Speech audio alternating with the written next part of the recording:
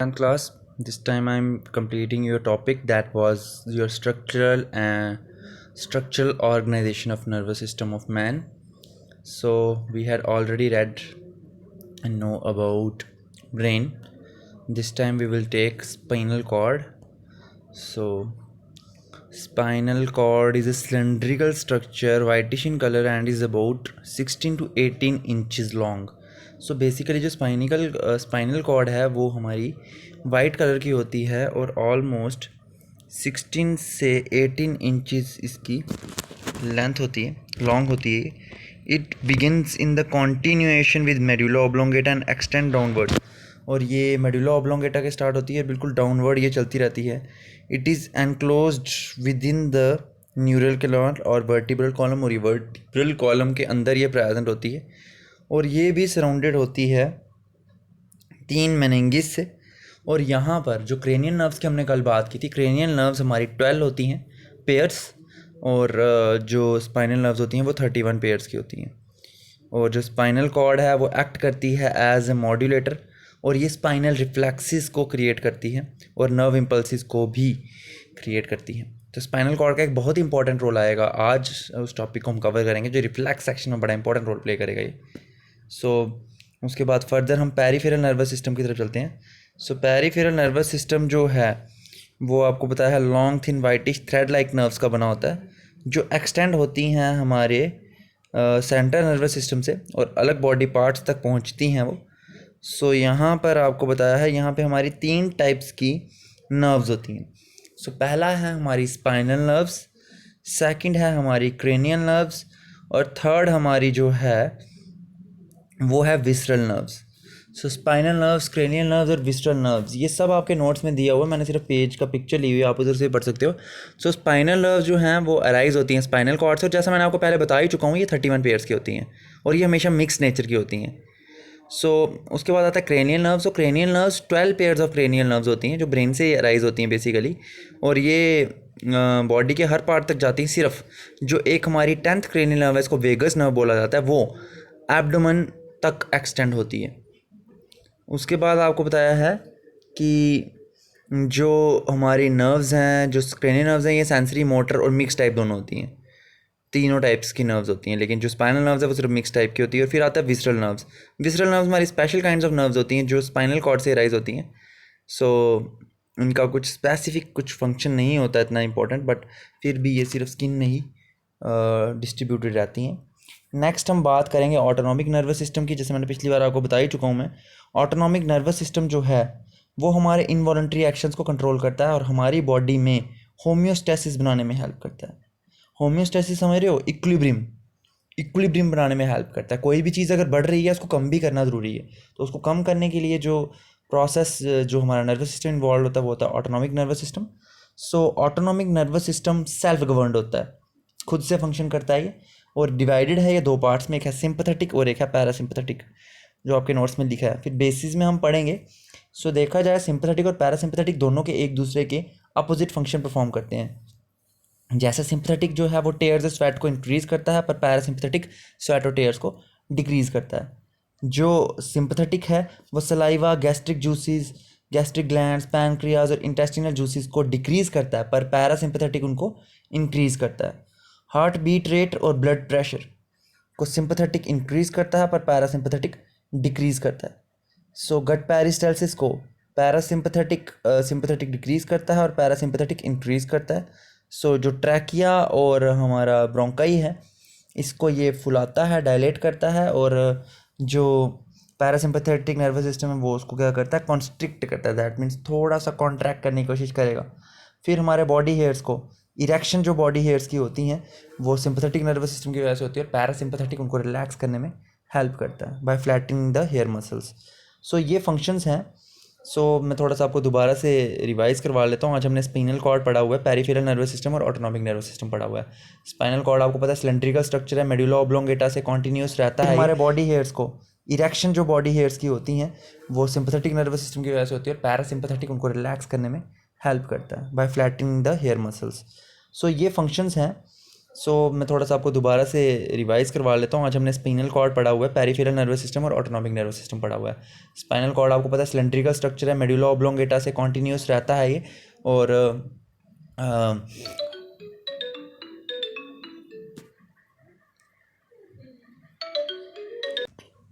हम उसको रिवाइज़ कर रहे थे। तो स्पाइनल नर्व्स मैंने आपको बता दिया, ये वाइटिश कलर के होते हैं और 16 से 18 इंचज़ लॉन्ग होते हैं ये।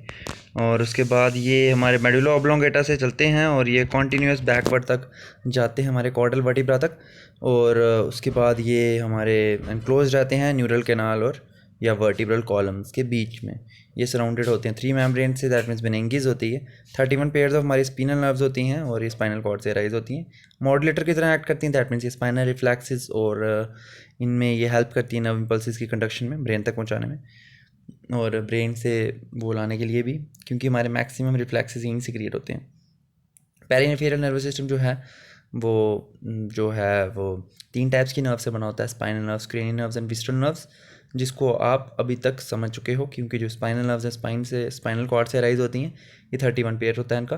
क्रेनियल नर्व्स क्रेनियम से राइज होती हैं, 12 पेयर होता है इनका। और उसके बाद जो विस्ट्रल नर्व्स हैं वो स्पेशल काइंड्स ऑफ नर्व्स हैं जो मेनली हमारे स्पाइनल कॉर्ड में राइज होती हैं। स्पाइनल नर्व्स हमारी मिक्स टाइप की होती हैं, बट जो क्रेनियल नर्व्स हैं वो सेंसरी, मोटर और मिक्स टाइप, तीनों टाइप्स की होती हैं। Visceral nerves special kinds of nerves हैं जो स्पाइनल कॉर्ड से ही अराइज होती हैं। फिर हम ऑटोनॉमिक नर्वस सिस्टम की बात करेंगे तो ये सेल्फ गवर्नड होता है, हमारी बॉडी को इक्विलिब्रियम में लाने में हेल्प करता है। और ये 2 टाइप्स का होता है, सिंपैथेटिक एंड पैरासिम्पैथेटिक। सिंपैथेटिक जो जी चीज़ें करेगा, पैरासिम्पैथेटिक उसका मतलब अपोजिट ही फंक्शन परफॉर्म करेगा। ये हमारा हो गया नर्वस सिस्टम। नर्वस सिस्टम दोबारा से मैं आपको बता रहा हूँ 3 मेन पार्ट से बनता है, central nervous system, peripheral nervous system और autonomic nervous system. Central nervous system brain और स्पाइनल कॉर्ड से बनता है, ऑटोनॉमिक नर्वस सिस्टम पैरासिम्पैथेटिक और सिंपैथेटिक नर्वस सिस्टम से बनता है, और जो पेरिफेरल नर्वस सिस्टम है वो क्रेनियल नर्व्स, स्पाइनल नर्व्स और हमारे विसरल नर्व से बनता है। तो ये इसका आउटलाइनिंग थी चैप्टर की, सॉरी इस टॉपिक की, और मैंने आपको ये कंप्लीट पढ़ा भी चुका हूँ मैं। नेक्स्ट हम टॉपिक जो लेने वाले हैं वो है हमारा रिफ्लेक्स एक्शन और रिफ्लेक्स आर्क, जो कि बड़ा इंपॉर्टेंट टॉपिक है। ये भी आपको 4 मार्क्स का बहुत सारे एग्ज़ाम्स में आ चुका है। बात करेंगे रिफ्लेक्स एक्शन की। रिफ्लेक्स एक्शन जो है बहुत ही ज़्यादा क्विक रिस्पॉन्स आता है इसमें, और क्विक रिस्पॉन्स रिफ्लेक्स एक्शन की मैं बात कर रहा था। तो रिफ्लेक्स एक्शन जो है वो काफ़ी क्विक एक्शन होता है और सडन भी होता है, और जिसमें हम क्या करते हैं, रिस्पॉन्स देते हैं किसी भी इन्वायरमेंट को जब कोई चेंज आता है। तो इसमें जो एग्जांपल दी है आपको वो दी है कि जब हम अपने हाथ को इमीडिएटली किसी गर्म प्लेट को टच कर देते हैं, हमारा हाथ झटके से पीछे आ जाता है। वो किसकी वजह से आता है, रिफ्लेक्स एक्शन की वजह से। जब भी कोई हाई इंटेंसिटी लाइट आपकी आइज़ में पड़ती है तो आपकी आंखें अपने आप क्लोज हो जाती हैं, तो वो भी किसकी वजह से है, रिफ्लेक्स एक्शन की वजह से। जब भी हम कोई चीज़ देखते हैं टेस्टी होती है, हमारे माउथ में अपने आप से वाटरिंग होना स्टार्ट हो जाती है, वो भी सब रिफ्लेक्स एक्शन की ही वजह से होता है। तो ये 3 एग्जांपल्स आप यहाँ पे कर चुके हो। रिफ्लेक्स एक्शन की डेफिनेशन ये है कि ये काफ़ी क्विक रिस्पॉन्स होता है, ऑटोमेटिक और सडन रिस्पॉन्स होता है और इन्वायरमेंट को। फिर हम बात करेंगे रिफ्लेक्स आर्क की। तो भाई रिफ्लेक्स आर्क जो है वो एक पाथवे है रिफ्लेक्स सेक्शन का। जो पाथवे रिफ्लेक्स सेक्शन फॉलो करता है उसको हम बोलते हैं रिफ्लेक्स आर्क। और रिफ्लेक्स आर्क के साथ साथ आपको एक और चीज़ मैं बताना भूल गया रिफ्लेक्स एक्शन के लिए, कि रिफ्लेक्स एक्शन जो है वो स्पॉन्टेनियस होता है और इमीडिएट होता है, मतलब जल्दी से होगा और इनवॉलंटरी होगा। That means it is not under our control, वो हमारे कंट्रोल में नहीं होगा, और ये बिना सोचे समझे होता है अचानक से। जैसे आप चल रहे हो, अचानक से आपको कील आपके पाँव पे गलती से लग गया तो आपका पाँव अपने आप पीछे हो जाएगा, वो तो रिफ्लेक्स एक्शन की वजह से होता है। बॉल कोई फेंकता है, थ्रो करता है, आपकी आंखों के सामने बॉल आती है, आपकी आइज़ अपने आप क्लोज हो जाती हैं, वो रिफ्लेक्स एक्शन की वजह से। ये एक्शन अपने आप आता है, सडन होता है और स्पॉन्टेनियस भी होता है। इसमें ब्रेन की कोई इन्वॉल्वमेंट नहीं होती, ब्रेन सोचता नहीं है इसमें, और ये स्पाइनल कॉर्ड से ही मैक्सिमम टाइम्स क्रिएट होते हैं। ये स्पाइनल कॉर्ड से होते हैं with the help of A reflex arc. और रिफ्लेक्स आर्क मैंने आपको बता दिया वो पाथवे होता है रिफ्लेक्स एक्शन में। अब रिफ्लेक्स आर्क जो है वो आपके नोट्स में भी दिया हुआ है, वो है एक तो ये जिस चीज़ से बना होता है, एक होता है रिसेप्टर्स। रिसेप्टर्स का बेसिक फंक्शन क्या है? To receive the messages from external environment. ये मैसेजेस को रिसीव करते हैं एक्सटर्नल इन्वायरमेंट में। दैट मीन्स इनका बेसिक फंक्शन क्या होता है? ये स्टिमुलस को रिसीव करेंगे। फिर आ गया सेंसरी न्यूरॉन्स। सेंसरी न्यूरॉन्स जो हैं वो सेंसरी जो इम्पल्सिस होंगी उनको सेंस करेंगे और रिसेप्टर से जो उनको मैसेज मिलेगा तो वो spinal central nervous system that means brain और स्पाइनल कॉर्ड तक पहुंचाएंगे। फिर आगे पढ़ते हैं, उसके बाद हमारा जो सेंट्रल नर्वस सिस्टम इन्वॉल्व होता है that means obviously central nervous system जो मैसेज रिसेप्टर्स ने लिया, सेंसरी नर्व्स ने पहुंचाया और central nervous system that means brain और स्पाइनल कॉर्ड पे आया तो वो बॉडी को रिस्पॉन्स भी करेंगे। और उसके बाद आता है हमारा मोटर न्यूरॉन। मोटर न्यूरॉन जो हैं वो क्या करते हैं? नर्व इम्पल्सिस को स्पाइनल कॉर्ड से कैरी करने के बाद उस मैसेज का आंसर क्रिएट करने के बाद हमारे अफेक्टर ऑर्गन तक पहुंचाते हैं।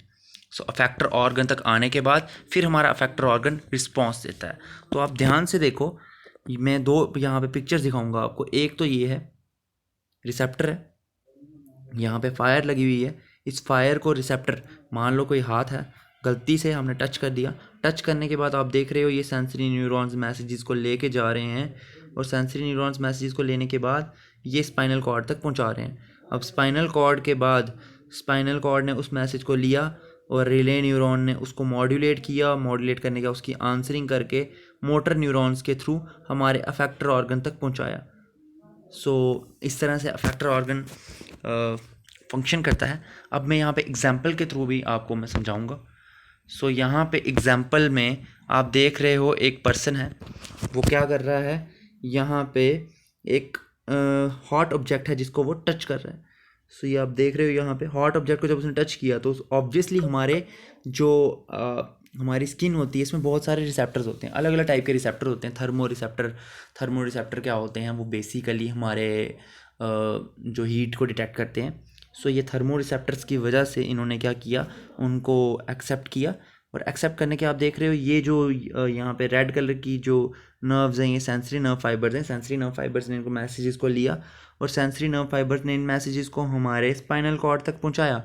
स्पाइनल कॉर्ड ने इन मैसेजेस को बनाने के बाद आप देख रहे हो स्पाइनल कॉर्ड बाहर है, इसके अंदर ग्रे मैटर है, वाइट मैटर है और इसके बीच में फर्दर इंटर न्यूरॉन्स भी हैं। सो इंटर न्यूरॉन्स के बाद स्पाइनल कॉर्ड को जब ये मैसेज मिला तो स्पाइनल कॉर्ड ने क्या किया, इन मैसेजेस को मोटर न्यूरॉन्स के थ्रू अफेक्टर ऑर्गन तक पहुंचाया जिसकी वजह से हाथ पीछे हो गया। तो ये रिस्पांस था। अगर आप देखो इसकी टेक्नोलॉजी को तो आप देखोगे काफ़ी ज़्यादा, इसमें आप देख रहे हो ये काफ़ी ज़्यादा स्लो है, बट ये इतना स्लो नहीं होता है। ये with in few mini seconds में इसका आंसर आपको मिल जाता है।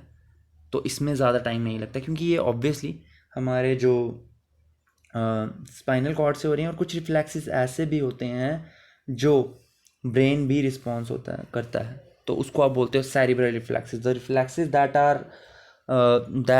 Are formed by the brain is known as cerebral reflexes, and the reflexes that are created by spinal cord are known as spinal reflexes. And but you have to understand that most of our reflex actions are created by spinal cord. तो spinal cord ही maximum reflex actions create करता है। सो ये हैं, इस तरह से ये response देते हैं स्टिमुलस को। सो ये है आपका पूरा टॉपिक आज का आपका। सो आई होप आपको ये समझ आया होगा।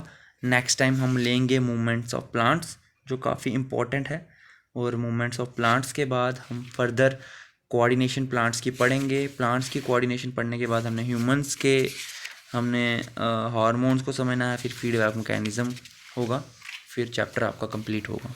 So I hope you all understand what I had taught you today. So thanks and have a nice day.